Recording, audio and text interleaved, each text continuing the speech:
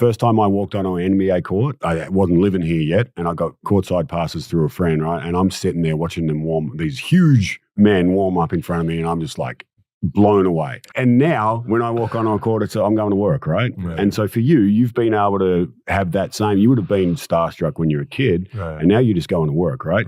So the things that you're doing that actually get you there and keep you there and extend your contract and get bigger contracts, you should be focusing on them, but you've almost made them automatic to some degree, and the work that you put in is automatic.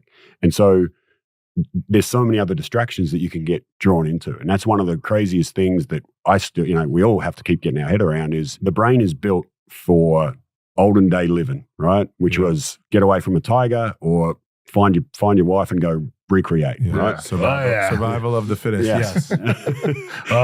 And so it's a real simple machine. It can only hang on to about 4 or 5 things at any given time, right? So right now, you can hear my voice, you can see me touching my fingers here, you're nodding your head because you're like, does that make sense? Now you're thinking about what you look like on camera while you nod your head.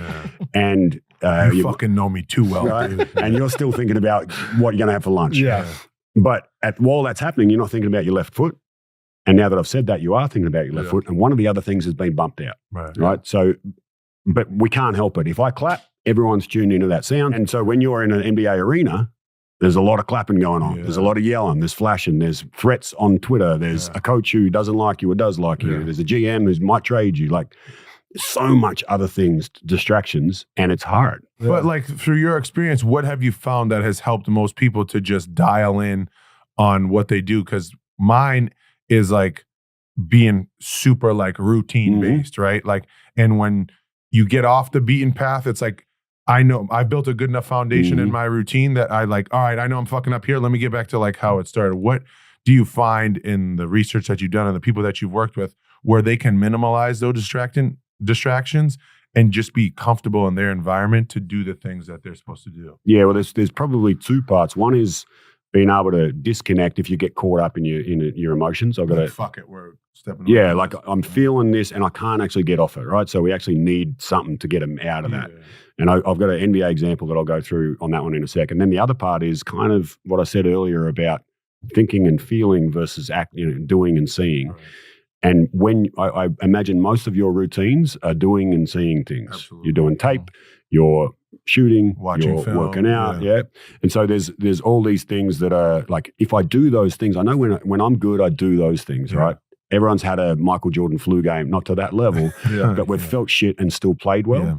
And if you think back to that game, when you got buried in it, it's usually because you just boil it down to, I'm just going to do these things, right? And when you can decode that becomes both in the research, but also practically, that's the lifesaver, or like you said, it helps me lock back in. Yeah.